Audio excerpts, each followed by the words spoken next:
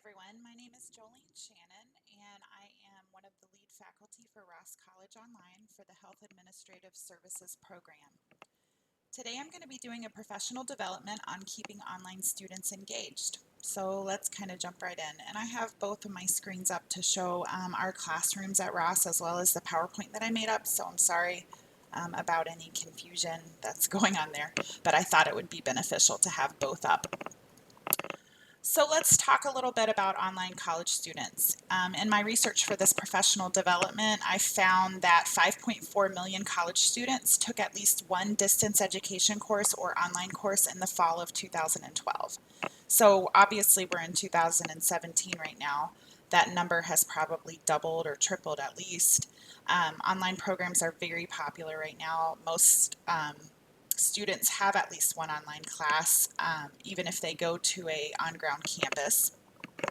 And a lot of the programs out there now are hybrid, where they're online and on ground, or there's a lot that are completely online, like our ones at Ross College Online. So we are in a very competitive market. So we need to consider that as we teach our classes every term and as we're considering how to keep our students engaged in the classroom. It's going to be an online community that we have to keep engaged and keep our students engaged as well. So we need to remember that every term, and we need to know that this is going to be an ongoing process where we're going to have to continue our education in this field in technology and in keeping our students engaged. So when I was doing my research for online students, I found that a lot of the issues that they complain about with online learning is in some way revolved around communication with their professors, feedback, and support. I also did some research on the brick and mortar school college students, and they complain mostly about not having time to be at class every week and less flexibility. It's really hard to be somewhere on Tuesdays and Thursdays from 6 to 8 p.m. or whenever their classroom is, if they have a sick child or if they have to work overtime at their jobs or if they are sick themselves. So online learning is very flexible, and it's very enticing to many college students that are thinking about going back to school because of the flexibility that it offers with their life. So why can't we have both? Why can't we have the online programs for our students that offer all of that flexibility and also give them the engagement, the communication, the feedback, and the support? So let's look at how we can do that. Ways to get online students engaged in the classroom. I'm going to be discussing 6 of those today. In my research, I found the 6 most important that I thought to help out in the classroom, in the online classroom, to engage our students. Being present in the classroom is one. Discussions, live chats or lectures during the week, or at least at some point during your term in the classroom. Timely feedback on assignments, follow up with questions, emails, concerns, and technology that we can use in the classroom. So let's talk about being present in the classroom as our first one. We need to be present in our online classrooms. We need to do more than just grade our assignments every week and respond to the appropriate amount of discussions and post the appropriate amount of announcements. We need to be present. Our students need to feel like we are there. They need to feel like we're there every day, that we're looking, that we are responding to discussion questions, we're posting announcements, we're concerned about what they're doing, we're checking our emails, we're answering questions. So we need to be present in the classroom. So let's look at how we can do that. I talk about the announcement sandwich. Every Monday, or I'm sorry, not every Monday, for Ross it's every Wednesday. Every Wednesday morning I post an announcement for the new week. In the announcement I talk about welcoming the students to the new week. I post the assignments that are due for that week and the due dates. And I offer my information for any questions. But you shouldn't stop there. You should continue, and you should make a sandwich with your announcements. So you start off on Wednesday mornings with the bottom part of the sandwich, and then you put in the middle part of the sandwich somewhere in there. So let's say if the class starts on Wednesday mornings, maybe on Saturday, you post a middle reminder. So you, in the middle reminder, maybe on Saturday, you add some cool information or something that might help for the learning for the week. maybe an article that you found, or just something that is even going on in the world, just to kind of show the students that, hey, I'm still here. I'm still checking you up. I'm still looking at everybody's discussions, and I'm still looking at everybody's assignments, and I'm excited to be here. And then on the last day of the week, I like to remind the students that, hey, tomorrow is the last day of the week. Make sure that you get all of your assignments in by midnight. Please remember to ask me any questions. I'm available here, for any questions that you might have. So I like to do the sandwich. You can post at least, 3 short announcements a week. It doesn't have to be anything extravagant or that's going to take you a lot of extra time. Just something to show that you're there so the students know that you're present in the classroom. Discussions is another way that we can be engaged and present in our classroom. Discussions happen every week in all of our online classes. No matter what subject you teach or what program that you teach in, your classroom is going to have a discussion. And that is where the students do most of the learning for the week, because we are engaged. We are interacting with the students. They're interacting with each other. We're responding. So try to be the first one to post in your discussion boards.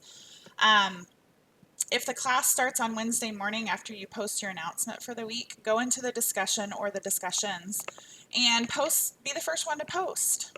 Post something cool about what that topic is, or let them know that you're excited to read their post for this week.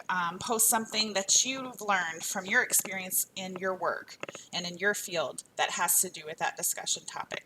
Because when they see that you're the first person in there, they're going to be like, wow, I better post. She or he is really paying attention.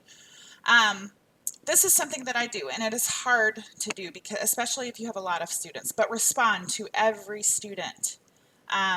You don't have to have an extensive response to every student's discussion post. You do need to have some, because that's part of your job as an instructor. But even if you just do a thank you for sharing, you made some really good points this week on some of the people's, as long as you're responding to everybody so that they know that their post was read. I mean, our students, some more than others, but take time to post their discussion posts and to learn and research that topic so that they can put something down. And it's scary for them sometimes, because it's not like an assignment where just your instructor is going to read it. The whole class is going to read it, and they worry sometimes that they didn't sound smart enough or that their information wasn't interesting. So respond to every student's post, at least in some way. And even try to respond back if they've answered you, even with a excellent, thanks for answering. Just to keep that discussion going, keep that interaction going. And also, finally, you need to be present in the discussion area at least 4 to 5 days of the week. Don't post like 1 or 2 days and then not be there. Even if you're responding to everybody in 1 or 2 days, be there every day, or at least 4 to 5 days of the week. Be there a little bit, at least 4 to 5 days of the week, so that they see that you're in there a lot, you're looking a lot, you're interested, you're engaged. Live chats or lectures.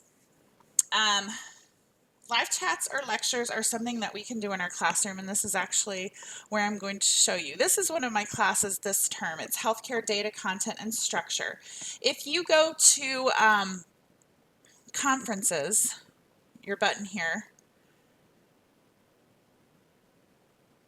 and you add a conference, this is like having a live chat. It's in the big blue button. I've talked about this in past professional developments about building a community in the online classroom. You can schedule a conference, so you can decide what type it's going to be. It's going to be in the big blue button, because that's what we use here in Canvas. You can decide if it's going to be 15 minutes, 30 minutes, 60 minutes. You can enable recording for the conference, so that if the students can't come to that live chat, they can listen to the recording. You can give a description, and then you can even invite all of your course members, and then you would click update. And I'm not going to do that, because then my students would think I was having a live chat. So you can do that. You can schedule it.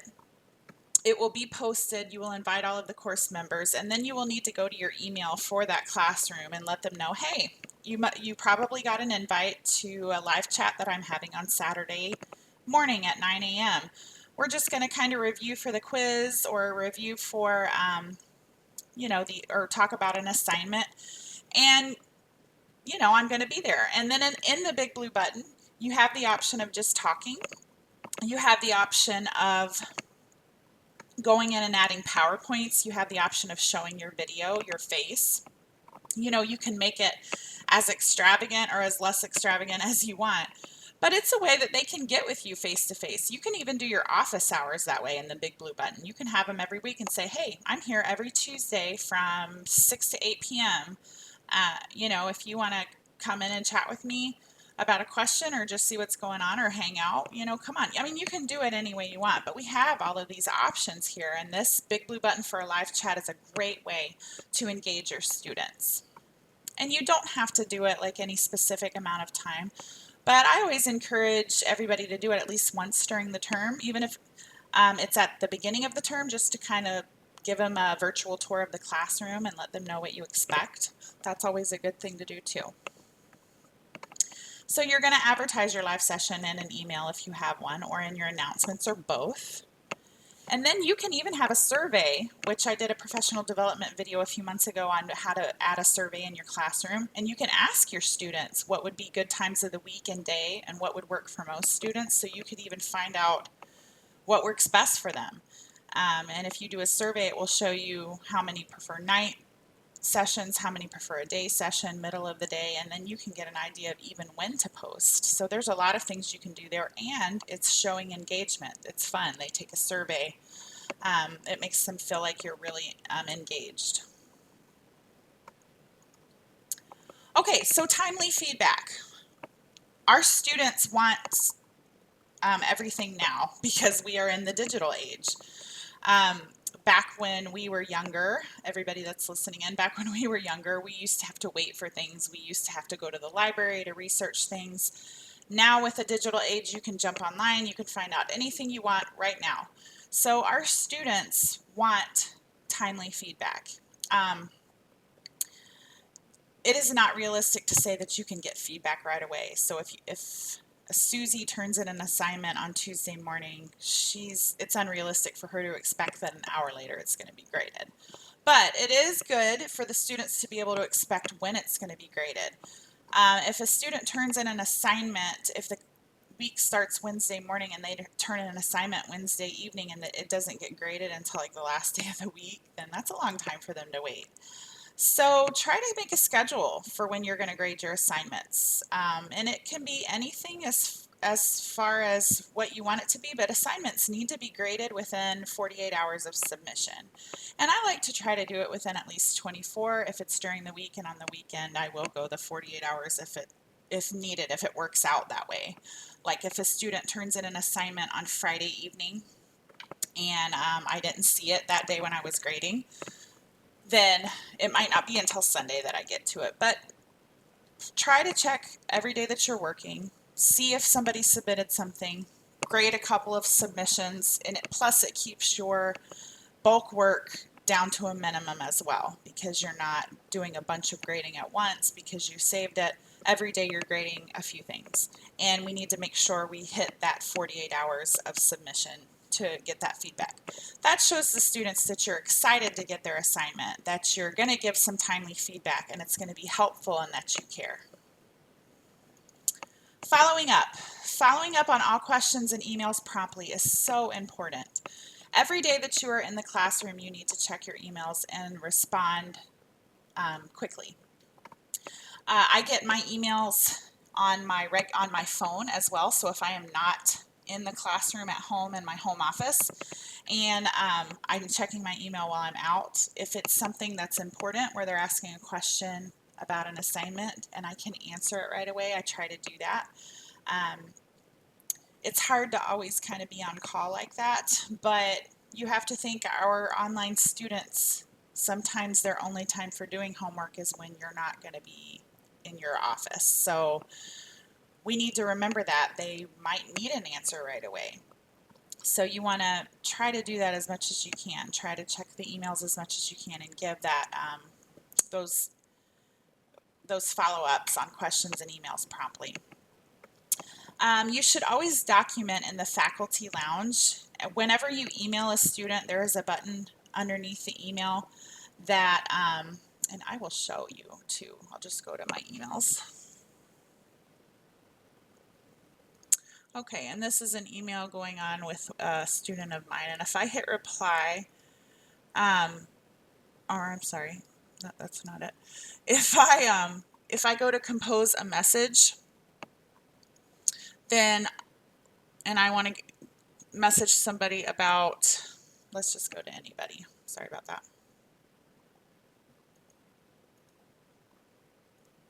I don't know why it's being squirrely, so hold on just a second. Okay.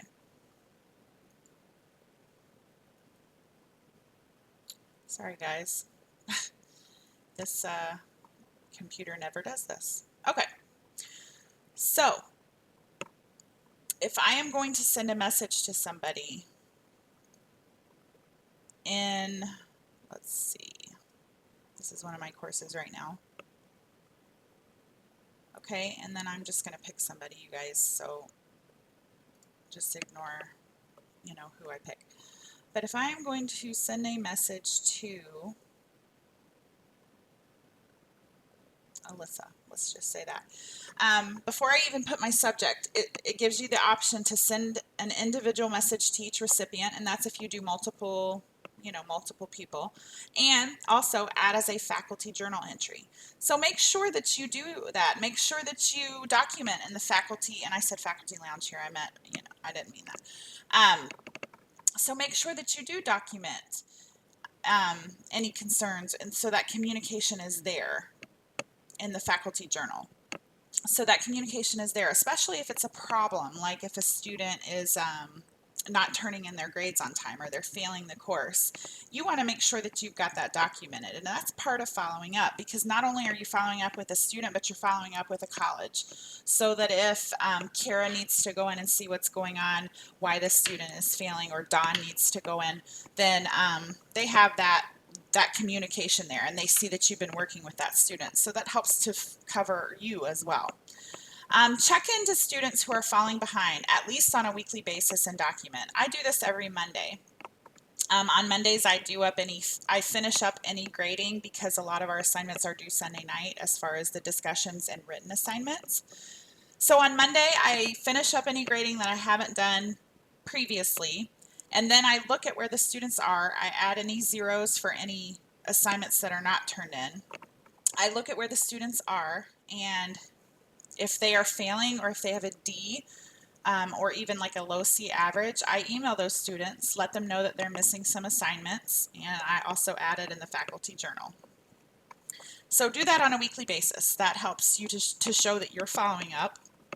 Like I said, it saves you and covers you as far as documentation and showing that you are trying. And also, it's reminding the student every week, hey, you're missing an assignment. What's going on? Hey, can I help you? You're falling behind. I noticed that you're missing week one assignment. Can you still turn that in as a late assignment? Things like that. And lastly, I'm going to talk about calling or texting if you need to. Not everybody agrees with me on this, but I offer my phone number to my students, and I offer texting as an option. I've had a few students that are nutso, and they like to text me all the time, but for the most part, they really don't. They only text you like if they really have a question, or if they want to know if they can turn in something late. We live in 2017. People like texting. I'm not fond of it because I'm old. I'm almost 40. I'll be 40 this year, so I'm still, kind of old school, and I believe you should talk with somebody, but the younger people don't like to do that. They communicate through text, so why not join them? And then you might be more likely to talk with somebody about a problem if they can text you and it's not as abrasive to them. I've had complete conversations with students. This actually happened to me earlier this week, where a student wanted to quit the program because they were overwhelmed and they didn't want to talk. I tried to call them and they wouldn't answer the phone. But as long as I was texting, they listened and we had a conversation, and I think she's going to stay in the program. So,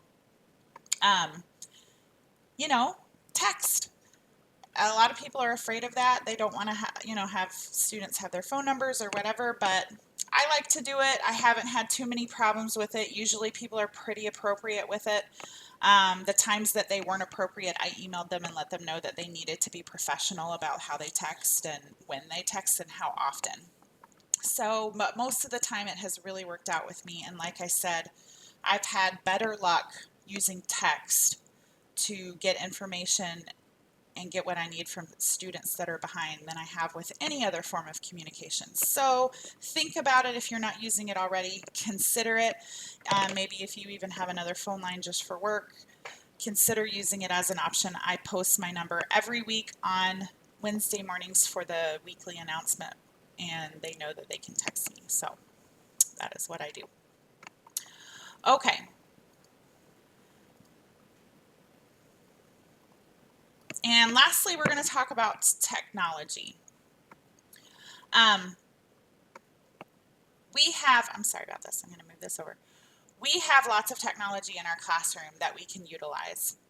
And I completely got all the way out of my class. I'm like having no luck with computers today. I don't know why. But we have lots of technology that we can use in our classrooms, especially in the announcements and in the discussion areas. Let's look at this week's discussion area.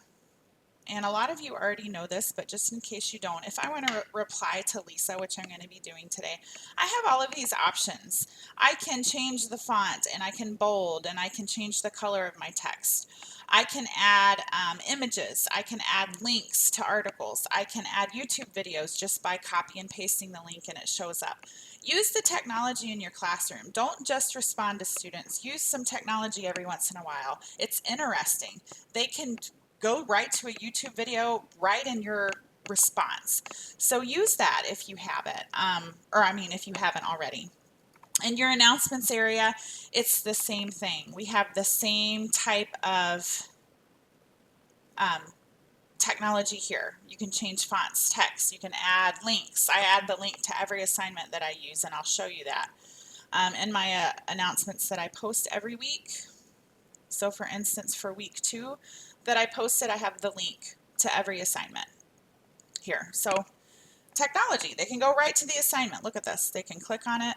Boom, they're there. So use the technology in your announcements. Use it in your discussions. When you email, add YouTube videos. You can even do a video of yourself talking to do graded assignments. You can do a video grade or a audio grade. So take advantage of the things that are in your classroom. Use texting and email like we talked about as ways to communicate. Use live chats to get one-on-one with your students. Technology offers so many ways to engage with our students. So let's take advantage of it and use it. So finally, in conclusion, I just wanted to talk about how this takes work.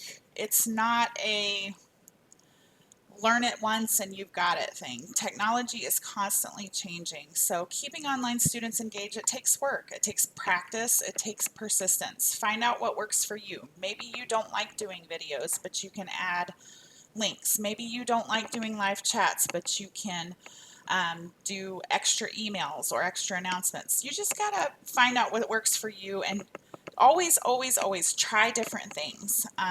Like I just said, technologies change all the time. Don't be afraid to add new things as new technologies come out. And keep educated. As new technologies come out, you have to learn how to use them and you have to read about them and know what's out there. So keep yourself educated on what's out there. Try something new. Try a new type of PowerPoint. They have something called Prezi where it's like a presentation PowerPoint thing, but it's more like a video. There's lots of new cool things that you can use and you can find out how to do it online. Most of them have free professional developments or educations on how to use it. And share it. Share it with somebody. Share it with the faculty. Do a professional development like I'm doing where you share a new technology. So just keep up with it. It changes all the time and I think it's interesting and fun. And as we do new technologies, we're going to just be engaging our students more and more. And I just wanted to quick add the references that I used to get my research for this professional development in case anybody is interested. These are the articles that I used in US News and in Get Educated. If you have any questions, Please feel free to reach out to me. My phone number is 269-290-2944. You can call or text. You can email me through Ross College or through Canvas if you're in there. But please get in touch with me if you have any questions. I have really enjoyed working with everyone and speaking with everyone today. So everybody have a great day and keep moving forward. Thanks.